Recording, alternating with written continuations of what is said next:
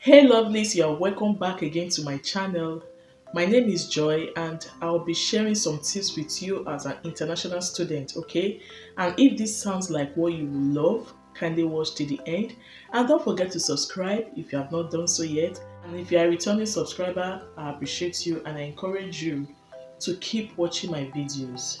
Don't also forget to turn on your post notification bell so you don't miss out on my amazing content.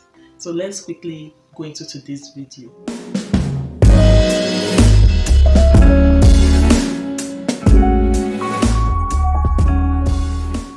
As an international student in the UK or as someone who is planning to come study in the UK, there are some actions you shouldn't engage in because if you do, that may cost you your study visa.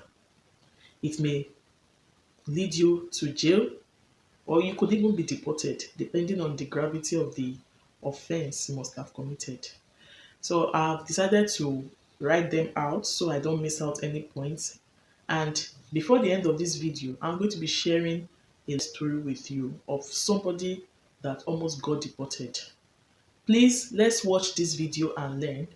Some people may do some things and go away with it, but other persons may do it and they won't go scot-free. What works for Mr. A may not work for Mr. B. So let's be guided, let's be careful. So number one here is not attending lectures regularly. The main reason you came abroad is to study. So it is expected that you attend your lectures regularly. Although there might be some exceptional cases, probably you were sick or you had to travel for something urgent. In fact, anything that will take you away from lectures for more than 2 weeks, then you should let the school know about it. You need to attend your lectures because that's the main reason you are here. The second one is not marking attendance. You know, some people are not informed. Some may even attend lectures and not remember to mark attendance. But when the issue comes now, nobody wants to know that you forgot or something. You need to mark your attendance. For every lecture you receive, sometimes lecturers may take attendance at the beginning of the lecture and also take attendance at the end of the lecture. So you need to constantly mark your attendance. All right? Let me tell you a story. This is a real life story. You know, there are some people, they are fond of doing one thing. They will be at work or they may not attend lectures. They will tell their friends to mark attendance for them. When you look at it, you know that that idea is very wrong. But sometimes some people can't help it because they just need to do other stuff. I totally understand. I'm not here to judge anyone. But let's be discreet when we are doing things like this. So some people will not attend lectures. They will tell their friend, please help me sign, help me sign. In most cases, the number of persons in the class will be far, far fewer than the number of people that marked attendance. It will be glaring that yes, some people are ghosts people there. You know, you keep doing this thing, you keep doing this thing. But one day, it may not really favor you. Something happened last year in one of the universities here in the UK. On that fateful day, the lecturer was lecturing and three invigilators walked in and the home office sent them just to come and take attendance. So if you are the type that used to tell friends, please help me sign, yeah, you know it will not work out this time around because they will mark your attendance, they will make sure they are seeing your face, they will check your ID card just to confirm that you are the real person. So they did this and they left. And I know they used to come randomly like that. And if you're a student, you miss this period they used to come. Be prepared to receive a call from the home office or be prepared to receive a mail, which you may not like. So even though we are busy, even though we are trying to settle down, try not to miss lectures, try to always mark attendance. And if for any reason you will not be around, you let the school know. The next point here is if you want to leave the country within school time, kindly let the school to be aware. Yes, if you want to travel, maybe you have an emergency and you really need to go and attend to it, and it's also within school time. just let your school know. The school usually have the immigration department. You let them know that you just need to travel and let them advise you. Sometimes they may tell you you cannot travel and you may appeal or whatever you think you can do, but other times they will just grant it. The essence of this is for you to just exonerate yourself so that in case anything happens, you can boldly say you got a go ahead from the school to travel. Some of us will just do things like nothing will happen to me. And again, some of us are not informed. We just feel you didn't know, you just had to travel. So now I'm making it known. If you want to travel for any reason, you let the school know. But if it's not within term time, or if it's not within school time, you can travel. I believe so. But if it's within school time, you just kindly let the school know to avoid story that touches. Okay? Keep your important documents. As students, you should know that you have a lot of documents. Keep them. Keep them well. Have a separate file for your documents. You keep them where maybe children cannot tamper with them. Just keep them in a safe place. But sometimes you can't be too careful. And if for any reason you lose any of these documents, just let the home office know. Contact them. For example, if you misplace your BRP, don't don't pretend. Don't You just have to let them know that see what happened. You can declare it stolen or missing, whichever way it happened. Let them know and they will advise you on what to do next. If they get to discover it by themselves from the home office, I think you have to pay a fine of £1,000. And I know you wouldn't want to do that. So if you in any way misplace your documents or your school documents at all, or your traveling document that it is very important, kindly let the home office know. And also try to get another one. The next point here is do not owe bills. Yes, don't owe bills here. Oh. Don't forget you made it known to them when you were applying for your study visa that you have enough funds to take care of yourself and your family. That is if you have family with you here. So do not owe bills. They will not understand with you that you are a student. Don't owe your house rent. Don't owe your utility bills. Pay your council tax. In fact, anything that will make you have issues with them here, please do not engage in it. Okay? And I know being a student, you are not entitled to many work hours. I'm going to make a video on that, on how to save more and spend less while studying. It is actually possible, and I am talking from experience as well. You can actually be a student and still live well, because a lot of students here, you see them struggling. You see them struggling. Sometimes you don't know what to do. It happens that way. So I'm going to make a video on how you can save more as a student here in the UK. So stay tuned for that. The next point here is do not falsify any information because it may turn against you later.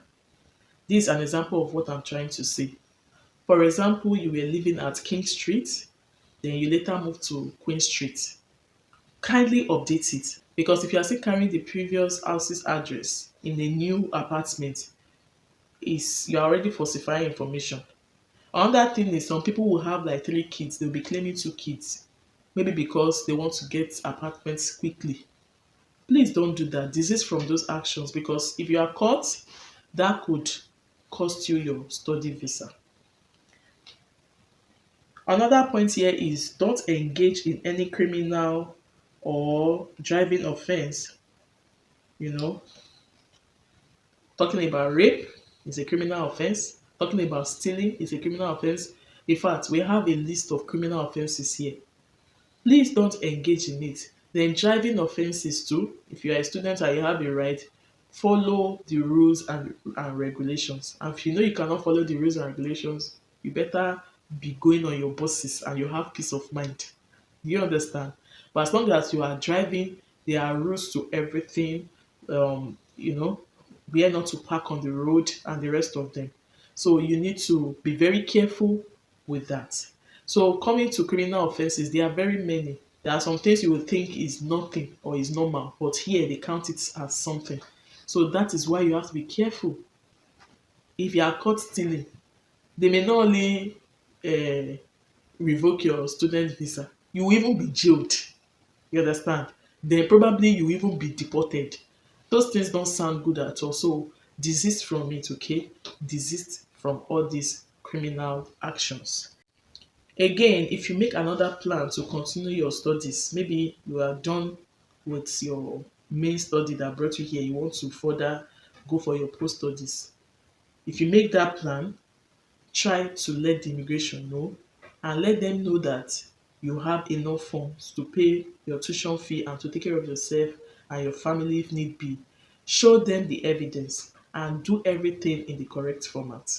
Don't assume they know, because they may know the previous one you did, that oh, you came over to come and do your master's program or diploma or anything. So if for any reason you want to further your studies, kindly let the immigration department to know and show evidence that you can take care of yourself, that you can pay your tuition fee. With this, you will not have an issue. The next point here is engaging in malpractice, or the likes of those that give people their assignment to do for them. You need to be careful. I can actually put this under criminal offense. You really need to be careful, because if you are caught, it may not go well. All right. The last but not the least is not maintaining your 20 hours per week as a student. It's no longer news that international students are only entitled to 20 hours per week during term time, but as soon as the school goes on break, you can increase it to 40 hours, 50 hours, 100 hours, depending on how far your strength can carry you. But as soon as the school resumes again, you need to switch to 20 hours per week. And let's even look at it.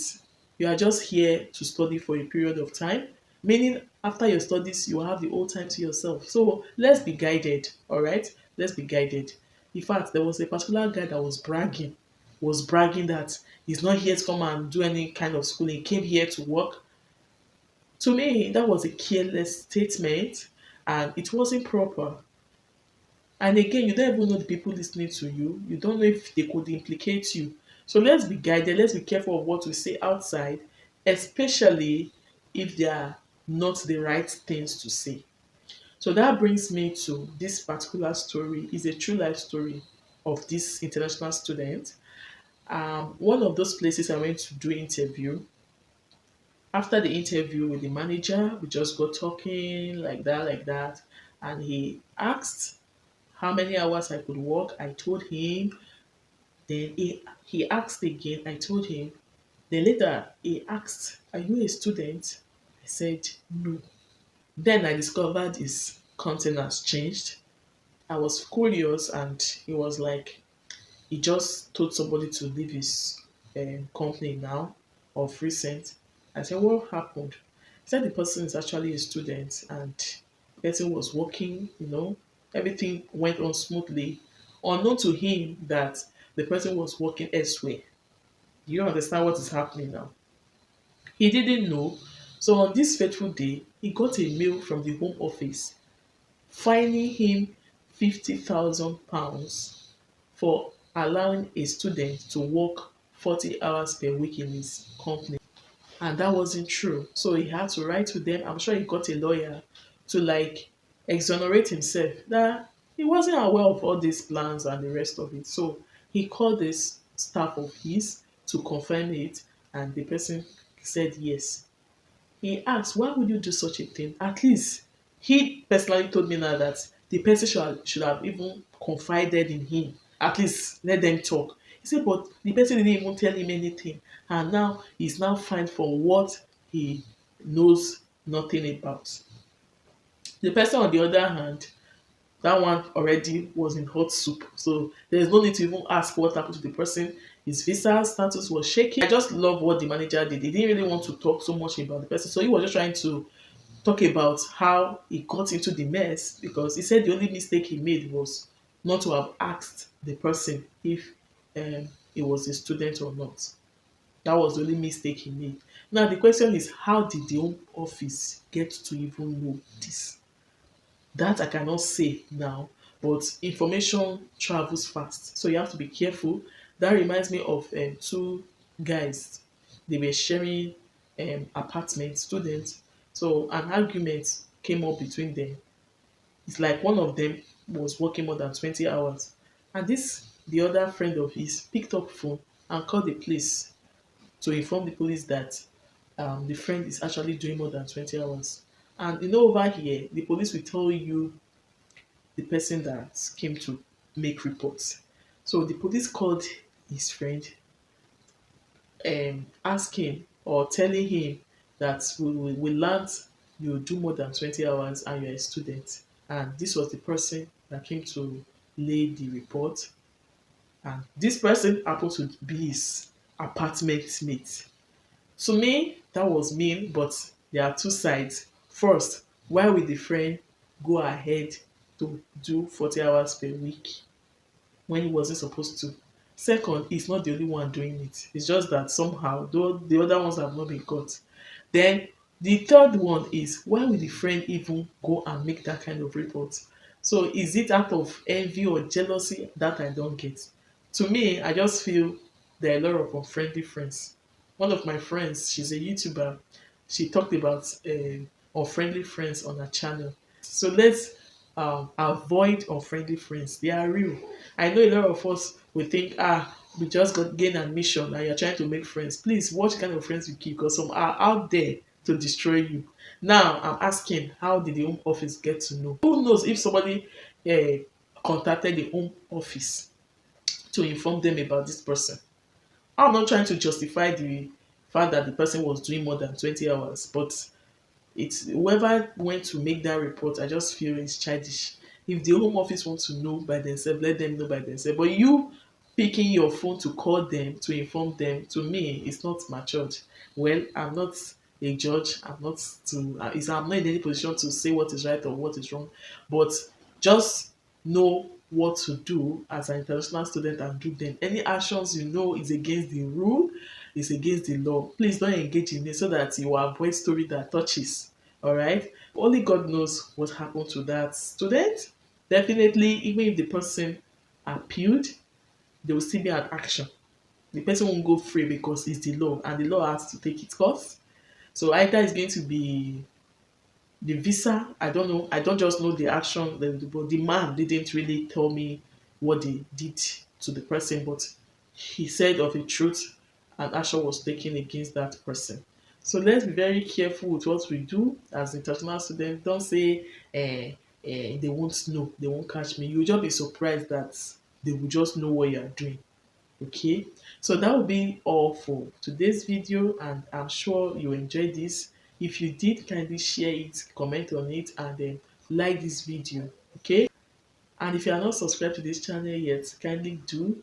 And if you're a returning subscriber, you are most welcome. And don't forget to turn on your post notification bell so you keep getting notifications about my videos. See you all in my next one, and bye.